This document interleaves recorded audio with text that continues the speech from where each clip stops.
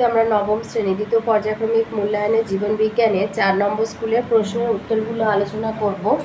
এখানে একে দিয়েছে সঠিক উত্তরটি নির্বাচন করে লেখো। আয়তে দিয়েছে বাতাসে CO2 মানে কার্বন ডাই অক্সাইডের ঘনত্ব বৃদ্ধি পেলে বাষ্পমোচনের হার কমে। 2 মানুষের ছেদক দাঁতের সংখ্যা 4টি। 3 একটি প্রোটিন ভঙ্গক উৎসেচক হলো ট্রিপসিন। 4 প্রদত্ত কোনটি মাইনর এলিমেন্ট মলিবডেনাম MO।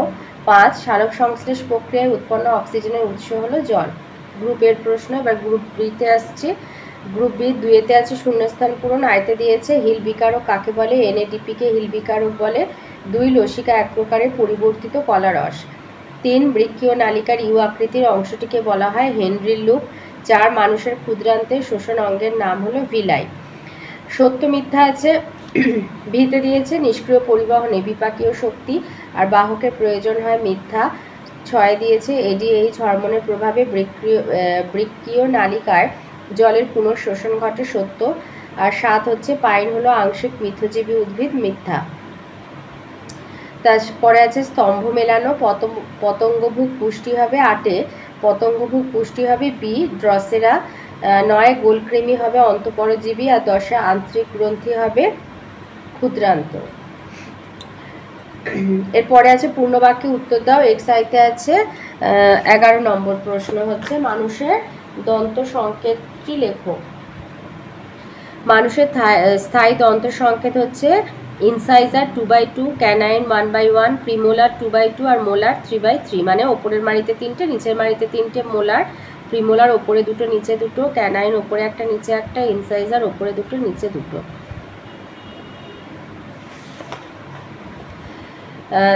12-তে আছে কোন কলার মাধ্যমে উদ্ভিদের রসের উৎস্রোত ঘটে? জাইলেম কলার মাধ্যমে। 13 মানব হৃৎপিণ্ডের আবরণীকে কি বলে? পেরিকার্ডিয়াম পর্দা। গ্রুপ সিতে আসি। 3-এর আয়তে বলেছে মানুষের শ্বাসপেশির নাম লেখো। ডায়াফ্রাম আর ইন্টারকস্টাল পেশি।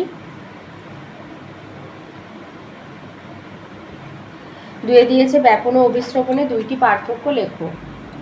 ব্যাপন আর অভিস্রবণের পার্থক্য হচ্ছে ব্যাপনে কোনো পর্দার প্রয়োজন হয় না, অভিস্রবণে অর্ধভেদ্য পর্দার প্রয়োজন হয়। ব্যাপনে পদার্থের সমস্ত রূপ কঠিন তরল গ্যাসের মধ্যে ঘটে, অভিস্রবণ কেবলমাত্র দ্রবণের ক্ষেত্রে ঘটে।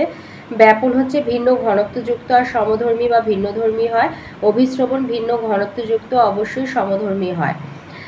ব্যাপনে দ্রাবক আর দ্রাব অণু সঞ্চারিত হয়, অভিস্রবণে কেবলমাত্র দ্রাবক অণু সঞ্চারিত হয়। ব্যাপন হচ্ছে বেশি ঘনত্বযুক্ত স্থান থেকে কম ঘনত্বের দিকে সঞ্চারিত হয়, অভিস্রবণ কম ঘনত্বযুক্ত স্থান থেকে বেশি ঘনত্বের দিকে সঞ্চারিত হয়। এখানে 2টি পার্থক্য দিয়েছে, তোমাদের সুবিধা মতো তোমরা 2টো পার্থক্য লিখে দেবে। 3 নম্বর প্রশ্ন বলেছে ফটোলাইসিস কি? ফটোলাইসিস কাকে বলে? সালোক সংশ্লেষের আলোক দশায় সূর্যালোকের উপস্থিতিতে সক্রিয় ক্লোরোফিল জলকে বিশ্লিষ্ট করে এবং হাইড্রোজেন আয়ন ও হাইড্রক্সিল আয়ন উৎপন্ন করে। আলোর উপস্থিতিতে জলের এইরূপ বিশ্লিষ্ট হওয়ার ঘটনাকেই ফটোলাইসিস বলে।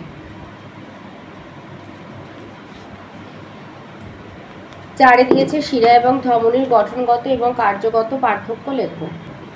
শিরা এবং ধমনীর পার্থক্য। গঠন হচ্ছে ধমনী পুরু প্রাচীরযুক্ত এবং ধমনী গহ্বরের ব্যাস ছোট, শিরার প্রাচীর পাতলা, শিরা গহ্বরের ব্যাস বড়, ধমনী কপাটিকাবিহীন, শিরা কপাটিকা যুক্ত।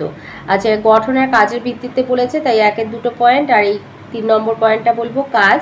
ধমনী হচ্ছে অধিক অক্সিজেনযুক্ত O2 যুক্ত রক্ত মানে অক্সিজেনযুক্ত রক্তকে সারা দেহে ছড়িয়ে দেয়। ব্যতিক্রম হচ্ছে ফুসফুসীয় ধমনী। ফুসফুসীয় ধমনীর মাধ্যমে কার্বন ডাই অক্সাইড যুক্ত রক্ত বা দূষিত রক্ত যায়।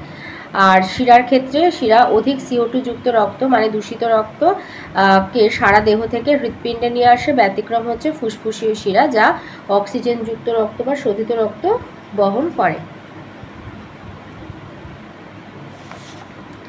5-এ দিয়েছে BMR এর সংজ্ঞা দাও। BMR মানে বেসাল মেটাবলিক রেট। মৌল বিপাক হার বা বেসাল মেটাবলিক রেট বা BMR সম্পূর্ণ শারীরিক ও মানসিকভাবে সুস্থ এবং বিশ্রামরত অবস্থায় আরামদায়ক পরিস্থিতিতে পরিপাকযোগ্য খাদ্য গ্রহণের 12 থেকে 14 ঘন্টা পরে কোনো ব্যক্তির প্রতি বর্গমিটার দেহতলে প্রতি ঘন্টায় যে ন্যূনতম তাপশক্তি দেহ থেকে নির্গত হয় তাকে মৌল বিপাক হার বা BMR বলা হয়ে থাকে।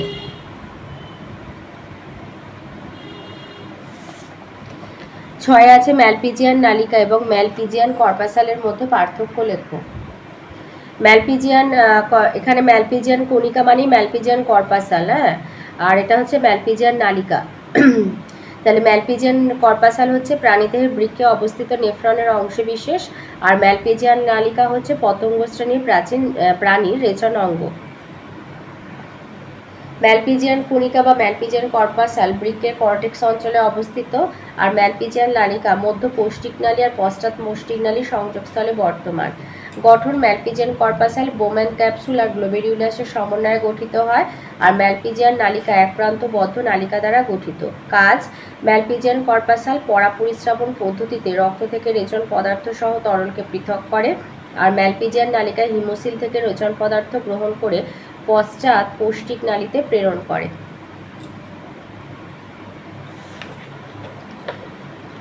সাথে দিয়েছে পৌষ্টিকতন্ত্রে উপস্থিত একটি মিশ্র গ্রন্থির নাম আর তার কার্যকারিতা লেখো।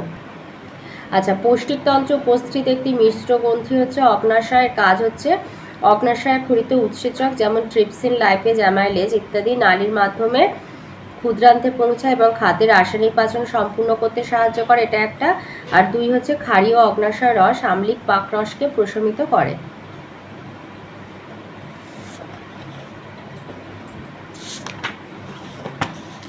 এরপরে আসি গ্রুপ ডিতে। 4-এর আইতে দিয়েছে শ্বসন এবং দহনের পার্থক্য লেখো আর সন্ধানের অর্থনৈতিক গুরুত্ব লেখো। দহন এবং শ্বসনের পার্থক্য: দহন এটি একটি অজৈব রাসায়নিক প্রক্রিয়া, শ্বসন হচ্ছে জৈব রাসায়নিক প্রক্রিয়া। আর উৎসেচকের ভূমিকা: উৎসেচকের দহনে উৎসেচকের কোনো ভূমিকা নেই, শ্বসন এটি উৎসেচক দ্বারা নিয়ন্ত্রিতভাবে ঘটে।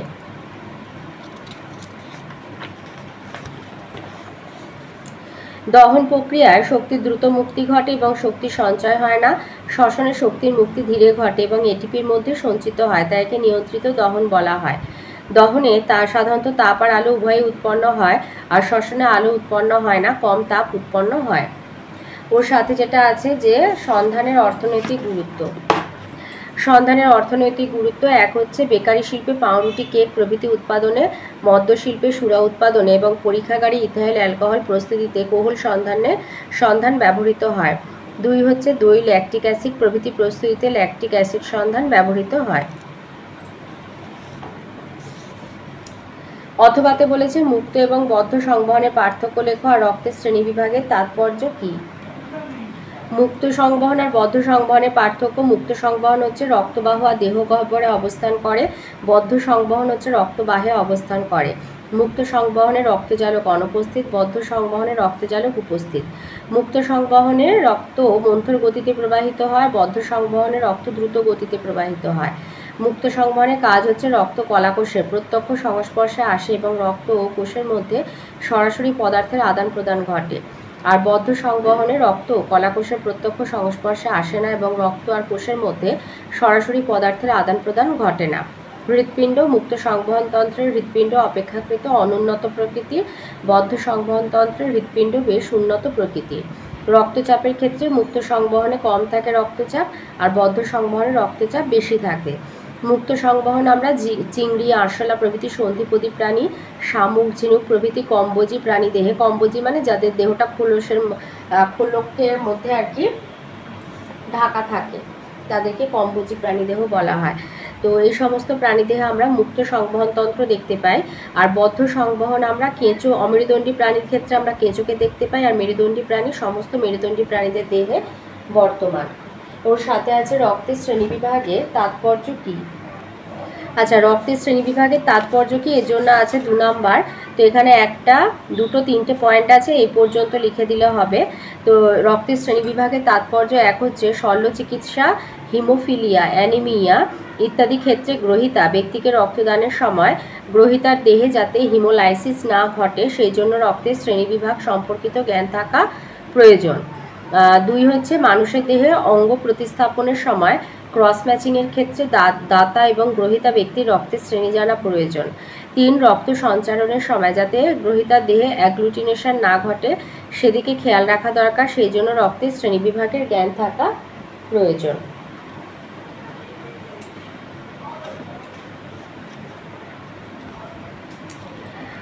4-এ 2 নম্বর প্রশ্ন বলেছে প্রদত্ত উৎসেচকগুলির ক্ষরণ স্থান এবং খাদ্য পরিপাকে ভূমিকা লেখো। মল্টেজ আর পেপসিন।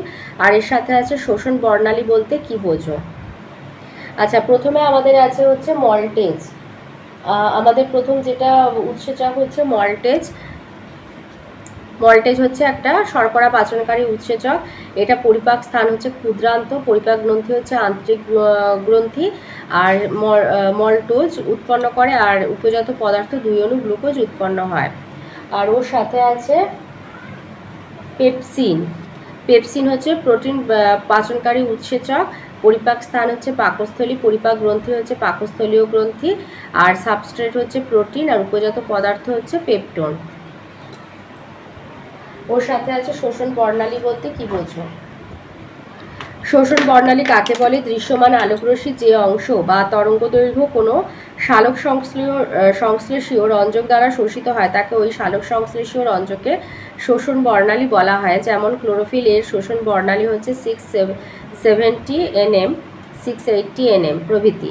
স্পেকট্রোফোটোমিটার যন্ত্রের সাহায্যে বিভিন্ন সালোক সংশ্লেষীয় রঞ্জকের শোষণ বর্ণালী পরিমাপ করা যায়।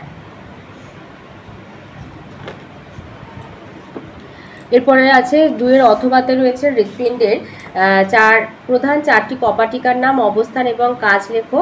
আর তার সাথে 1 নম্বরের একটা, এটার জন্য আছে 4 নম্বর। আর তার সাথে আছে যে একটি রক্ততঞ্চন রোধকের নাম হলো হেপারিন, এটার জন্য 1 নম্বর। আর হৃৎপিণ্ডের প্রধান 4টি কপাটিকার নাম, অবস্থান এবং তাদের কাজ লেখো। আচ্ছা, হৃৎপিণ্ডের কপাটিকাগুলির অবস্থান: 1 হচ্ছে দ্বিপত্র বা বাইকাস্পিড কপাটিকা, অবস্থান হচ্ছে বাম অলিন্দ বাম নিলয়ের সংযোগস্থলে, কাজ হচ্ছে বিশুদ্ধ রক্তকে বাম অলিন্দ থেকে বাম নিলয়ে যেতে সাহায্য করে কিন্তু বিপরীত পথে যেতে বাধা দেয়। 2 হচ্ছে ত্রিপত্র বা ট্রাইকাস্পিড কপাটিকা, ডান অলিন্দ ডান নিলয়ের সংযোগস্থলে অবস্থিত, দূষিত রক্তকে ডান অলিন্দ থেকে ডান নিলয়ে যেতে সাহায্য করে কিন্তু বিপরীত পথে যেতে বাধা দেয়।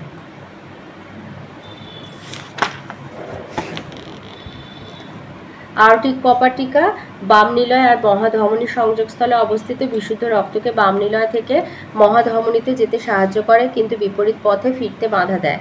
আর 4 হচ্ছে পালমোনারি কপাটিকা, ডান নিলয় আর ফুসফুসীয় ধমনীর সংযোগস্থলে অবস্থিত, দূষিত রক্তকে ডান নিলয় থেকে ফুসফুসীয় ধমনীতে যেতে সাহায্য করে কিন্তু বিপরীত পথে ফিরতে বাধা দেয়। তো প্রথমেই 4টে হচ্ছে প্রধান 4টে কপাটিকা।